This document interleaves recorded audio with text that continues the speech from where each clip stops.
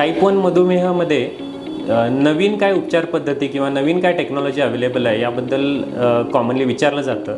तर त्याबद्दल आज जाणून घेऊया. तर टाईप 1 डायबिटीससाठी इन्शुलिन पंप नावाची थेरपी अवेलेबल आहे आणि त्याच्याचबरोबर CGM नावाची टेक्नॉलॉजी अवेलेबल आहे. तर CGM म्हणजे काय, कंटिन्युअस ग्लुकोज मॉनिटरिंग, ज्यामध्ये मुलांना हाताला प्रिक करून जे शुगर चेक करावं लागतं त्याच्याऐवजी विदाऊट प्रिक डायरेक्ट आपल्याला मुलाची शुगर किती आहे ती कळू शकते आणि त्यानुसार आपण इन्शुलिनचं डिसिजन घेऊ शकतो. आणि इन्शुलिन पंप थेरपी किंवा ऑटोमॅटेड इन्शुलिन डिलिव्हरी सर्व्हिस ही जी असते त्यामध्ये इंजेक्शन न देता ऑटोमॅटिकली इन्शुलिन हे ह्या मुलांना मिळत राहतं आणि त्याची मात्रा, त्याचा डोससुद्धा इझिली ॲडजस्ट करता येतो.